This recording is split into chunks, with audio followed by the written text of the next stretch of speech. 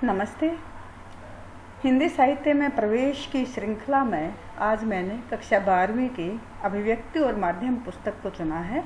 उसमें से अध्याय कैसे बनती है कविता पर हम अब बातचीत करेंगे। कैसे बनती है कविता, अगर देखा जाए तो हमारे यहाँ बचपन से ही बच्चे को कविता में बात करना सिखा दिया जाता है। छोटा बच्चा होता है, उसे माँ लोरी गाकर सुलाती है। नानी दादी की कहानियाँ लगातार उनको मिलती रहती हैं और ये जो गुनगुनाना होता है वह लोरी के माध्यम से, हमारी जो लोकोक्तियाँ होती हैं उनके माध्यम से एक छोटे से बच्चे को ही उपलब्ध हो जाता है और वो अपनी जुबान में उसे गुनगुनाता रहता है। कविता वाचिक परंपरा से जन्मी, लेकिन आज हमारे सामने ये लिखित रूप में भी है। ये एक ऐसा जादू है जो सुनने वाले को भाव विभोर कर देता है। जो पाठक होता है और जो श्रोता होता है वह कविता से प्रभावित होता है। और कविता के बारे में सच तो ये है कि यह हमारे आसपास बिखरी हर वस्तु पर लिखी जा सकती है और हर काव्य को हम आनंद के साथ सुन सकते हैं। हमारा प्राचीन साहित्य सभी कुछ कविता के माध्यम से ही लिखा गया है, कविता में ही लिखा गया है। और कविता मनुष्य के हृदय को हमेशा ही झकझोरती रहती है, संवेदनशील बनाती रहती है, उसे प्रभावित करती रहती है। और अगर हम कविता की एक परिभाषा देना चाहें तो हम कह सकते हैं कि कविता संवेदनशील तथा रागात्मक अनुभूतियों की अभिव्यक्ति है। संवेदनशील और रागात्मक अनुभूतियों की अभिव्यक्ति है। ये हमें एक परिभाषा मिल जाती है जो हम कविता को संक्षेप में दे सकते हैं। यानी कि एक व्यक्ति जितना ज़्यादा संवेदनशील होगा, जितनी ज़्यादा उसके अंदर रागात्मक अनुभूतियाँ होंगी, वह उतना ही अच्छा कवि भी सिद्ध हो सकता है। अब कविता कैसे बनती है, या हम कह सकते हैं कि कविता को क्या सीखा भी जा सकता है? क्या कविता लेखन सीख सकते हैं? तो इस संबंध में भी दो मत हैं। एक मत ऐसा है जो कहता है कि कविता तो व्यक्ति की अपनी प्रतिभा होती है। जिस व्यक्ति में ये प्रतिभा है वह कवि होता है। यानी वह जिस तरह से अपनी बातों को कहता है उस तरह से कोई सामान्य व्यक्ति या कोई अन्य व्यक्ति अपनी बातों को नहीं कह सकता। ये सिखाई नहीं जा सकती और इसे केवल व्यक्ति की अपनी प्रतिभा से ही कहलवाना सिद्ध हो सकता है। लेकिन एक और मत भी है जो कहता है, जो तर्क देता है कि जिस तरह चित्रकला है, संगीत कला है, नृत्य कला है, इसे भी तो सिखाया जाता है, तो कविता लेखन भी सिखाया जा सकता है। जिस तरह से अन्य जो ये हुनर हैं, अन्य जो विधाएं हैं, उनको सीखना संभव है, तो कविता लेखन भी संभव है जिसको सिखाया जा सकता है। और हम देखते हैं कि हमारे ही देश में और पाश्चात्य देशों में सभी जगह पर कविता लिखने का प्रशिक्षण दिया जाने लगा है। और इससे हमें एक अच्छा ये परिणाम मिलता है कि चाहे कविता लेखन ना सिखाया जा सके, लेकिन उससे कम से कम जब प्रशिक्षण दिया जाएगा तो व्यक्ति के अंदर एक सहृदय पाठक तो पैदा होगा। यानी कि वो कविता को समझने का प्रयास तो करेगा, उसकी साहित्य में रुचि तो बढ़ेगी। और तर्क देने वाले ये भी कहते हैं कि चित्रकला में जैसे रंग होते हैं, कुची होती है, कैनवास होता है, और संगीत में जैसे स्वर, लय और ताल होते हैं, उसी तरह से कविता में लिखने के लिए हमें हमारे भाषागत उपकरणों की आवश्यकता पड़ती है। जैसे हमारे भाव हैं, शब्द हैं, लय है, ताल है और छंद हैं। ये सब कविता के लिए उपकरण है। ये बाह्य नहीं है, आंतरिक उपकरण है, भाषागत उपकरण है। लेकिन इनको भी अगर हम प्रशिक्षण देने की कोशिश करेंगे तो सकारात्मक परिणाम ही निकलेगा। अब हम आगे बातचीत करते हैं कि कविता के घटक कौन से हैं। घटक यानी तत्व कौन से हैं, यानी कविता में कौन कौन से उपकरण होते हैं, किन का प्रयोग किया जाता है, किस तरह से एक व्यक्ति कविता को बनाने में सक्षम होता है, कविता को लिखने में सक्षम होता है। कविता के घटक, भाषा का सम्यक ज्ञान एक कवि के लिए अति अनिवार्य है। यानी कि उसे भाषा के जो बारीकियां हैं, जो शब्द हैं, उनकी जानकारी होनी चाहिए, काव्य शैलियों का ज्ञान होना चाहिए, शब्द विन्यास और छंद की जानकारी भी होनी चाहिए, और उसका प्रस्तुतिकरण भी एक कलात्मक ढंग से होना चाहिए, यानी कि उसका जो प्रेजेंटेशन होती है, जो प्रस्तुतिकरण होता है, उस पर उसकी अपनी वैयक्तिक छाप होनी चाहिए और कम से कम शब्दों में अपनी बात कहने की क्षमता भी होनी चाहिए। तो ये होते हैं कविता के घटक, और हम बात करते हैं बारी बारी से प्रत्येक घटक पर हम अब बातचीत करेंगे। सबसे पहला घटक हमने लिया है शब्द चयन, यानी कि जैसे अभी कहा था कि कवि को भाषा की सम्यक जानकारी होनी चाहिए, सम्यक ज्ञान होना चाहिए, और एक कवि ने तो कहा है कि उसे शब्दों से खेलना आना चाहिए, यानी कि शब्दों के साथ खेल उसका एक शौक होना चाहिए, और शब्द के अंदर कितने गहराई में कितने अर्थ छिपे हुए हैं उनसे उसे परिचित होना चाहिए, क्योंकि भाषा शब्दों से बनती है और शब्दों का एक विन्यास होता है, अर्थात संरचना होती है, जिससे पदक्रम होता है, जिससे एक वाक्य बनता है। तो वो ये जो बारीकियां हैं भाषा की, इससे कवि को परिचित होना चाहिए। अब वो कहते हैं ना कि ये कहा गया है कि हम जो बोलते हैं और हम जो कहते हैं उसी को तू लिख, लेकिन फिर भी हमसे बड़ा तो दिख, यानी कि कवि जो लिखता है वो हमारे ही जैसे शब्दों का प्रयोग होता है, जो हम बोलते हैं उन्हीं शब्दों का प्रयोग होता है, लेकिन फिर भी उसमें कुछ विशेष होता है जिससे कि उसकी कविता उत्पन्न होती है और अन्य व्यक्तियों को प्रभावित करती है। तो उसमें कुछ ऐसा होना चाहिए कि वो अपनी जो प्रस्तुति देता है उसमें पाठक को कुछ नया मिलने की संभावना होनी चाहिए। काव्य क्या है? काव्य शब्दों का मेल है, कलात्मक प्रयोग है, और काव्य के माध्यम से जो निर्मिति होती है और जो शब्दों का चयन से जो कविता का स्वरूप तैयार होता है वो आकर्षक होना चाहिए। कवि की कल्पना और कवि का जो शब्द भंडार है उसका उचित प्रयोग होना चाहिए, जिससे कि उचित प्रयोग में क्यों कहते होंगे, यानी केवल शब्द जाल नहीं होना चाहिए, उनके बीच में एक आंतरिक लय होनी चाहिए, उसके शब्दों का कोई अर्थ होना चाहिए और शब्द कविता से मेल खाने होने चाहिए, यानी जो विषय वस्तु है उससे मेल उनका होना चाहिए। और उसमें जो वो कविता रचता है उसमें अनेक प्रकार की योजनाएं भी होनी चाहिए। और जैसे मैंने कहा था कि हमारे यहाँ तो बच्चे बचपन से ही तुकबंदी करते हुए कविताएं लिखते हैं। आपने भी सुना होगा, हम भी करते हैं, जैसे अक्कड़ बक्कड़ बम्बे वो 80-90 पूरे सो। ये बचपन में किसने सिखाया उनको ये कविता लिखना, कविता बोलना, तुकबंदी करना? लेकिन ये हमारी परंपराएं ही चली आ रही है कि हम कविता के माध्यम से बड़े प्यार से, बहुत आराम से अपने बातों को बोलते रहते हैं, और इस प्रतिभा को हमें तराशना भी चाहिए। ये जो प्रतिभा हमारे बच्चों में बचपन से ही उनके अंदर आ जाती है, तो इस प्रतिभा को अगर संवार दें, तराश दें, तो हमें बेहतर कवि मिल सकते हैं। इसके बाद है शब्दों के साथ ध्वनियों का भी उचित मेल होना चाहिए, ध्वन्यात्मक विन्यास उनका होना चाहिए, लय और व्यवस्था भी होनी चाहिए। जैसे धूमिल की कविता है, चोट जब पेशे पर पड़ती है तो कहीं ना कहीं एक चोर कील दबी रह जाती है, जो मौका पाकर उभरती है और उंगली में गढ़ती है। यहाँ पर देखिए जरा, यहाँ जैसे शब्दों का मैंने कहा था ना विन्यास, जब हम यहाँ पर चोट जब पेशे पर पड़ती है, जब हम यहाँ पर लेते हैं तो यहाँ पर पेशे पर दबाव आ जाता है, यानी कि पेशे पर चोट पड़ना। और जब हम यहाँ पर एक और आती है, जब पड़ती है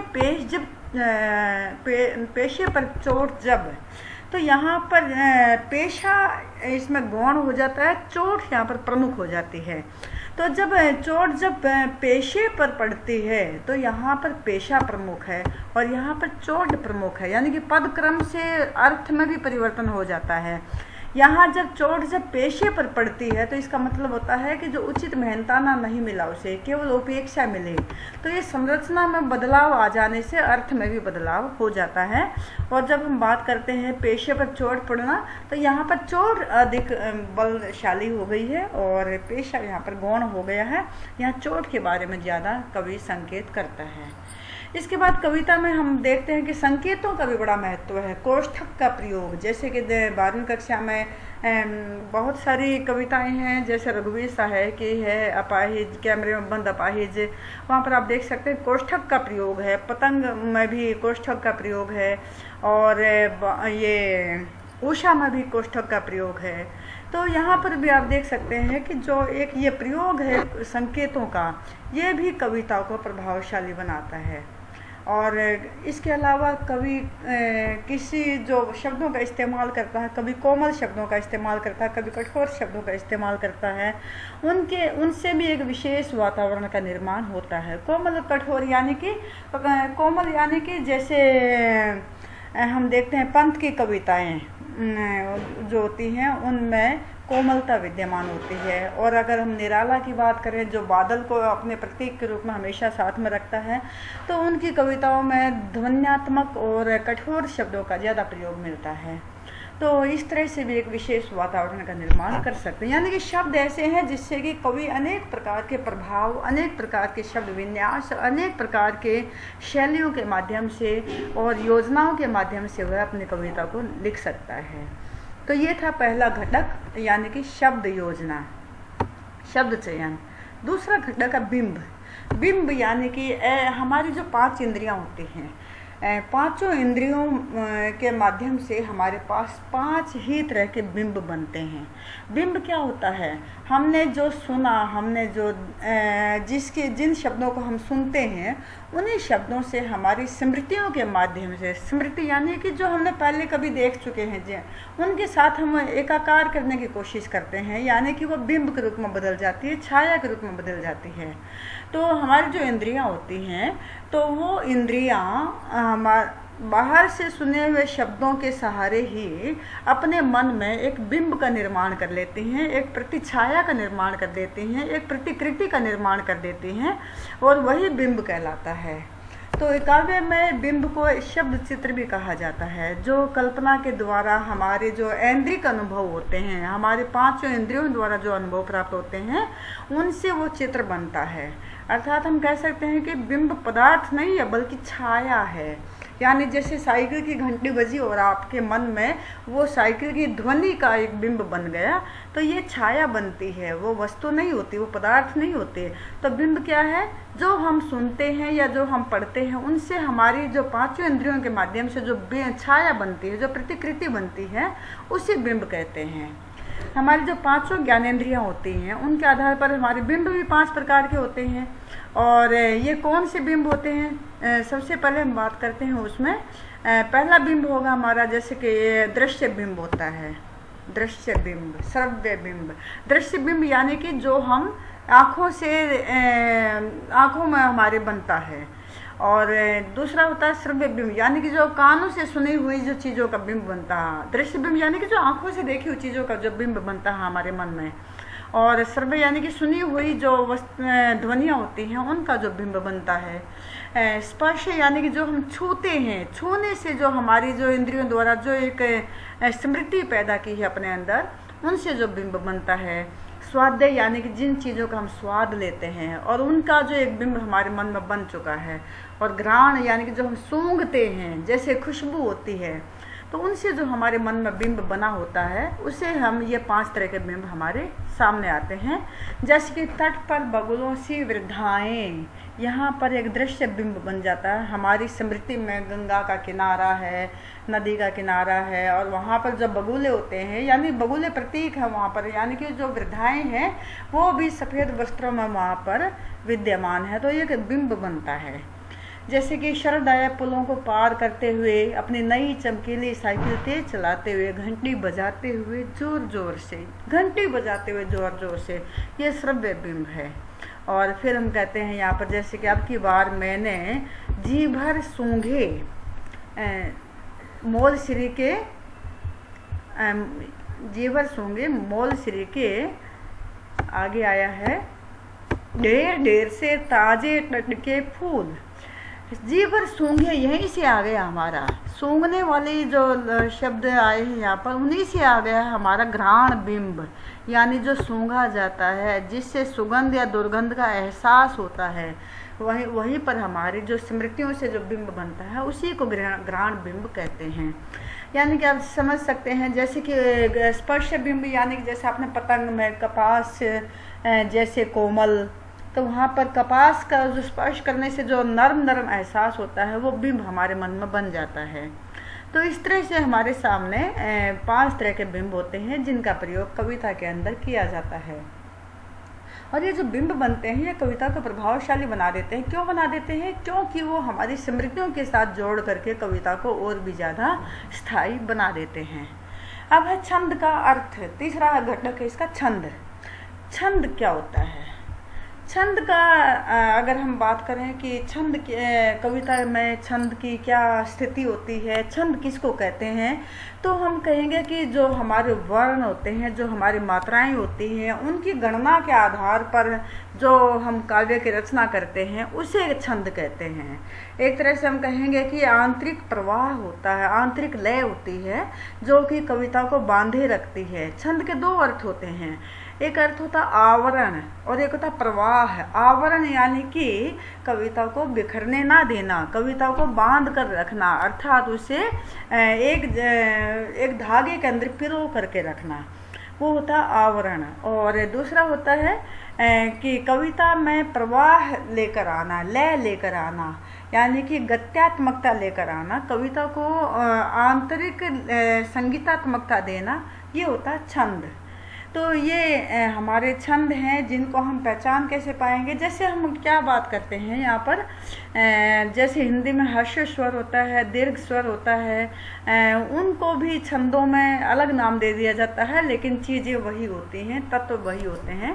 छंद विधान में आप देखते हैं कि ये 4 चीज़ें होती हैं, यति, गति, लघु, गुरु, 4 होते हैं, यति, गति, लघु, गुरु। अब यति क्या होता है? रुकना, यति यानी कि रुकना। और गति क्या होता है? प्रवाह। और लय, यति और गति के मेल से ही बन जाता है लय, यानी कि उसमें लयात्मकता, उसमें आंतरिक प्रवाह, यानी कब रुकना है, कब उसको लगातार बोलना है, ये कविता वाचन में होता है। यानी कि कब कविता में जो शब्द पढ़े जा रहे हैं उनमें कहाँ पर हमें थोड़ा विराम लेना है और कहाँ पर अपने गति को लगातार जारी रखना है, वो हमारी यति और गति कहलाती है। और यति और गति के मेल से प्रवाहात्मकता बनती है, लयात्मकता बनती है। फिर आता है लघु और गुरु। यहाँ पर ये लघु हो गया है, लेकिन यहाँ पर लघु आएगा, लघु और गुरु। तो लघु कौन से होते हैं? ये ह्रस्व स्वर ए, ई, ओ, रे, ए, ये क्या होते हैं? ह्रस्व यानी कि लघु, जिसका एक अंक होता है, एक मिलता है। और गुरु यानी कि आ, ई, ऊ, ये जो सारे होते हैं इनको हम गुरु बोलते हैं, इनको दीर्घ स्वर बोलते हैं और इनके लिए 2 मात्राओं का निर्धारण होता है। तो इस तरह से लघु के लिए 1, गुरु के लिए 2 मात्राओं का निर्धारण करते हुए इस कविता में छंद की पूर्ति की जाती है, यानी कि छंद का प्रवाह बना रहता है। हम कह सकते हैं कि जैसे कि दोहा चौपाई में जितनी मात्राएं होती हैं उतनी मात्राओं में ही अपनी बात को समाप्त करना होता है, अपनी बात को पिरो कर रखना होता है, और इसी से वह उस छंद के अंदर अपनी कविता को कहने में सफल होता है। इससे हमें क्या लाभ मिलता है कि हमारी कविता में आंतरिक लयात्मकता और प्रवाहमयता बनी रहती है। तो ये होते हैं छंद। यानी कि हम कह सकते हैं कि अगर कवि को भाषा का संगीत पता है, उसे संगीत का ज्ञान है, तो वह एक अच्छा कवि भी हो सकता है, वह छंद के पूरी तरह से अपनी कविता में ला सकता है। एक मुक्त, जैसे हम कहते हैं कि मुक्त छंद भी है, निराला को बोलते हैं कि उसने मुक्त छंद का प्रयोग किया है, तो लेकिन लयबद्धता मुक्त छंद में भी होती है, उसमें भी संगीतात्मकता होती है। जैसे कि धूमिल की कविता है, वो कहता है, बाबूजी सच कहूँ मेरी निगाह में ना कोई छोटा है ना कोई बड़ा है, मेरे लिए हर आदमी एक जोड़ी जूता है। यहाँ आप देख सकते हैं कि यहाँ पर यति भी आया, गति भी आया और छंद की पूर्ति के साथ साथ यहाँ पर लयात्मकता भी विद्यमान है। तो जैसे कि बाबूजी सच कहूँ, आपने देखा कि यहाँ पर बाबूजी के बाद यति आई है और सच के बाद कहूँ, ये वो लगातार चला है, यानी कि गति आई है। तो इस तरह से यति और गति का समावेश और छंद का जो विन्यास होता है वो कवि को अगर उसमें उसका ज्ञान है तो वह एक अच्छा कवि सिद्ध हो जाता है, क्योंकि इससे आंतरिक लय बनी रहती है। और इसके अलावा है कि कवि सबसे अच्छे प्रभाव से अपनी बात को कब कह पाता है? जब वो संक्षेप में अपनी बात कहने में सक्षम हो पाता है, कम से कम शब्दों में अपनी बात कह लेता है, तब वो एक बहुत अच्छा कवि बन पाता है। और सामयिक प्रवृत्तियों की उसे जानकारी होनी चाहिए, यानी कि जो आज समाज में क्या हो रहा है उसका समसामयिक कौन सी विशेषताएं हैं वो उसे पता होनी चाहिए। तो 3 हमने घटक अभी बातचीत की है 3 के बारे में, और अब हम बात करेंगे चौथा घटक यानी कि चित्र भाषा। चित्र भाषा यानी कि जिन शब्दों को पढ़ने से हमारे मन में चित्र उत्पन्न हो जाते हैं, बिंब बन जाते हैं, और श्रोता को ऐसा लगता है, पाठक को ऐसा लगता है जैसे कि उस शब्दों को पढ़ते हुए, उस कविता को पढ़ते हुए वो दृश्य उसके सामने, उसकी आंखों के सामने सजीव हो गया है, तो वहाँ पर वह उसकी इंद्रियां और भी ज़्यादा ग्राह्य हो जाती हैं और वह उसकी कविता से और भी ज़्यादा प्रभावित हो जाता है। यानी कवि की भाषा अगर चित्रमय है तो वह पाठक को, श्रोता को और भी ज़्यादा प्रभावित करने में सक्षम हो पाता है। यानी कि ऐसी भाषा जिसमें पढ़ते हुए व्यक्ति को एहसास हो कि ये दृश्य तो उसके सामने सजीव हो गया है। जैसे आपने देखा, आपने 9वीं कक्षा में कविता पढ़ी थी, मेघ आए बड़े बन ठन के संवर के, आगे आगे गाती गाती बयार चली, वो तो ये जो कविता है उसमें ऐसा लगता है जैसे कि पूरा बारिश आने से पहले जो वातावरण होता है, नदी में लहरें उठना, पेड़ों का झुक जाना, वो जैसे कि एक पाठक के मन में सजीव बन चुका है। तो चित्र भाषा का प्रयोग पंत ने सबसे ज़्यादा बल दिया है चित्र भाषा पर। उन्हें लगता है कि चित्र भाषा सबसे ज़्यादा प्रयोग में आनी चाहिए। और 5वां घटक है इसका परिवेश। परिवेश क्या होता है? यानी कि जिस परिवेश में, जैसे ये बादलों का वातावरण में प्रभावी होना, यानी कि बारिश का जब मौसम है उससे संबंधित ये कविता लिखी है, तो उस परिवेश से संबंधित चीज़ें आ गई हैं। नाचती गाती बयार चली, पेड़ झुक नाचने लगे गली गली, तो ये सारी जो चीज़ें आती हैं वो क्या कहती हैं, जैसे कि यानी कि उस संदर्भ में आई हैं जिस परिवेश में वो कविता लिखी गई है। तो 5वां जो है तत्व वो है परिवेश। यानी जिस परिवेश में, जिस वातावरण में, जिस संदर्भ में वो कविता लिखी गई है उसको हम परिवेश कहते हैं। जैसे कि नागार्जुन ने लिखी है कविता अकाल के बाद, बहुत दिनों तक चूल्हा रोया चक्की रही उदास। तो ये जो लिखा इन्होंने, ये लिखा गया था जब अकाल आया था, और अकाल आने के बाद फिर से बारिश होकर के लोगों के घरों में अनाज आया था, उनके चेहरे पर खुशी आई थी। तो ये जो उन्होंने कविता लिखी उसमें जो वातावरण है वो सृजित हो जाता है, और इसके साथ साथ उसमें जो शब्द हैं वो भी उन्हीं के उसी वातावरण से, ग्राम्य जीवन से लेकर के प्रयोग किए जाते हैं। अगर हम वहाँ पर उन ग्राम्य जीवन को नहीं लें और उनके पर्याय रख दें तो वह कविता उतनी प्रभावी नहीं बन पाएगी। अगर हमें प्रभावी बनाना है तो हमें परिवेश के शब्दों का भी इस्तेमाल करना पड़ेगा और परिवेश से संबंधित घटनाओं को भी उसमें परिचालित करना पड़ेगा। और इसमें इसके बाद है 6वां तत्व है इसमें हमारा भाव तत्व। और भाव तत्व इसमें एक हम कह सकते हैं कि इसका आंतरिक जो गुण होता है उसे कह सकते हैं। यानी कि सारे तत्व जब संचरित हो जाते हैं, परिचालित हो जाते हैं, तो उन परिचालन से एक धारा उत्पन्न होती है जिसे हम भाव धारा कहते हैं। यानी कि कवि की वैचारिक सोच, उसका दृष्टिकोण, समाज के साथ संबंध, कविता के तत्वों का प्रयोग, वो सारे मिल करके एक आंतरिक जो गुण पैदा करते हैं उसी को कविता की भाव संपदा कहते हैं। जैसे हवा में सुगंध मिल जाती है ना, उसी तरह से कवि की जो वैयक्तिकता है उसमें सामाजिकता मिली रहती है, और उसी के कारण उसकी जो सामाजिकता है और उसका जो वैयक्तिक सोच है, उसका वैयक्तिक दायरा है, दृष्टिकोण है, उन दोनों के मिलने से ही कविता में एक रस उत्पन्न होता है, और वही रस वास्तव में भाव होता है। तो ये जो भाव है यही कविता का एक आंतरिक तत्व बन जाता है। और कई कवियों ने तो ये भी कहा है कि ये ही सर्वप्रमुख होता है, और इसी के द्वारा ही हम अपनी बात को कहने में सफल हो पाते हैं। यानी कि जैसे हमारे अंदर हमने 9 रसों को पढ़ा है, करुण रस है, हास्य रस है, वीर रस है, तो ये सारे रस ही पाठक के मन को आनंदित करने में सक्षम हो पाते हैं। और क्योंकि हम कविता पढ़ते हैं तो कोई न कोई रस तो उसमें विद्यमान होता है, और वही रस उसको प्रभावित करता है। तो उसी रस से संबंधित विचार, उसी रस से संबंधित भाव उसके मन में उत्पन्न होते हैं। तो ये जो हमने पढ़ा, यानी कि कविता कैसे बनती है, तो इससे संबंधित जितनी बातें थी वो आज हमने यहाँ पर कर ली हैं।